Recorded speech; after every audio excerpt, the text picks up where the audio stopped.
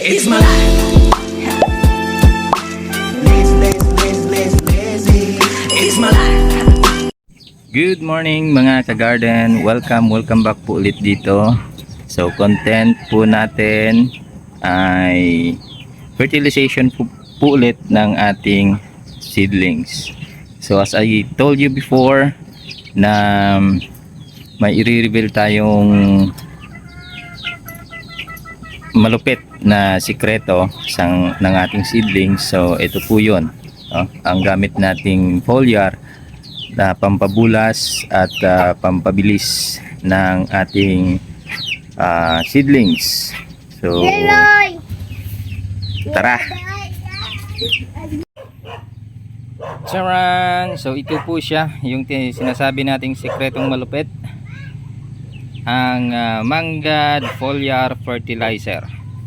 So yung former pangalan po nito Maldelo.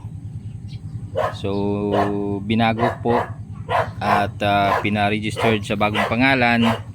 Mas pinaganda kasi double dose na po yung kanyang ingredients. Hindi na po tulad nung dati. Kung nagandahan kayo sa epekto ni Maldelo, mas maganda po yung doble po ang epekto ni Mangad Foliar Fertilizer. May katabi siyang pipino kasi magsusowing tayo ngayon ng pipino. So tutunaw tayo ng Mangad dito sa drum. So estimated na laman ng drum ay nasa almost 8 container siguro to, or siyam, no? So ang gamit natin actually, ang dosage ni Mangad Foliar is 150 ml per knapsack sprayer po yung recommendation. Almost isang tinapa o isang sardinas po ito per container or per knapsack sprayer. Pero sa akin, dahil yung ginagamitan ko nito ay seedlings, medyo nire-reduce ko po yung kanyang timplada. So instead of 150 ml per knapsack sprayer, ginagawa ko lang po siyang 40 ml per knapsack sprayer. So sa laki po halos kalahati, hindi nga po umabot sa kalahati yung kanyang dosage na ginagamit ko, pero yung epekto po sobrang napakaganda. So since na ginamit ko to sa seedlings ko, hindi po umabot ng target date. Kumbaga, halimbawa ay yung kamatis o na seedlings natin, yung target dyan ay nasa 21 days. So kamatis natin, abot lang siya ng 18 days maximum to maximum na po yun, maximum 18 days, kasi almost 15 kaya na ho natin siyang i-dispose dahil po sa tulong ni Mangad Foliar. Ganun din po sa talong, hindi na ho tayo abot ng 28 to 30 days, nasa 25 lang po tayo, kaya na ho nating ibenta, no? Napakalaki na pong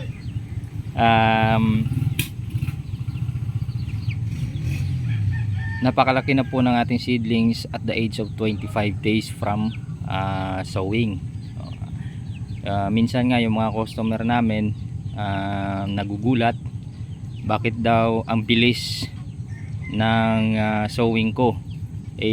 Yung kaedaran ng sowing nila, kasi umorder sila sa akin, halimbawa 10 trays, 20 trays yung order nila, tapos nagso-sowing din sila kasabayan ng pag sowing namin or pag order nila.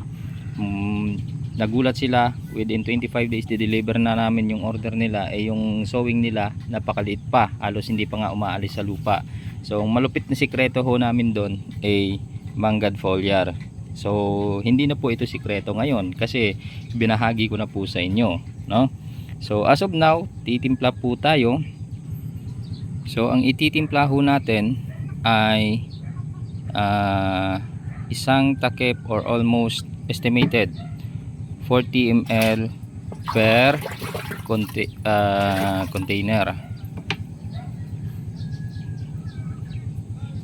Pasensya na kayo sa taga video kasi one man army tayo. Yun, minsan nga tinitipid ko pa nga to sa isang drum. Minsan kapag bagong breaking nagtutunaw lang ako ng 4 na takip. Sobrang ano na yun, sobrang tipid, pero ang ganda pa rin ng epekto. Kagandahan kasi nito, after using Manggad foliar, yung ugat, yung pinaka napansin ko talaga, kinaumagahan pumuputi talaga, parang ang bilis ng regrowth. Then after that, ilan na ba yun? 3, 4, 5 na. Sige, kahit 4 na lang muna. Pakita ko sa inyo kahit low dosage lang yung timpla natin kay Manggad, maganda po ang kanyang resulta. Ito pong pinaka recommended na foliar ko ngayon, alternate doon sa ginagamit nating normal na crystallized powder, yung 320 ni Sagrex. So hindi lang po para sa seedlings yan, sa mga gulay natin, sa watermelon, sandia, pwede po yan. Mga saging, pinakamaganda kong gamitan nito ay yung grains or cereals, yung mais, tsaka yung palay. So dito, proven tested na po ito dito sa palay. May mga customer na po ako dito na gumagamit nitong Manggad foliar, or mga kaibigan, last time sa second cropping niya, nakagamit lang siya ng 3 liters ni Manggad foliar at nag apply ng almost 2 sacks. Tama, 2 sacks nga. Isang triple 14 tsaka dalawang 2100 lang pala yung ginamit ata, tsaka 3 litro ng Manggad foliar in 1.2 hectares. So maniwala man kayo sa hindi, yung kanyang produkto po ay nasa 98 bags to 100 ata, kasi harvester yun yung bigat ng isang sako ay nasa mga 50 plus almost. So haluin lang natin siya ng ating submersible pump.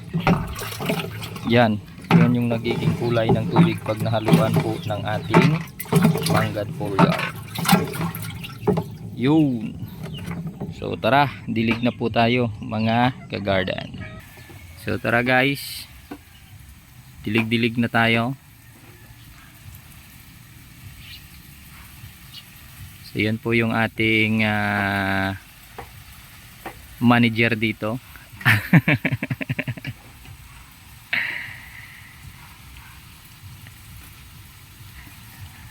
So iti-treat po natin ng Manggad foliar ito para may baon, kumbaga may baon na siya pagdating sa field.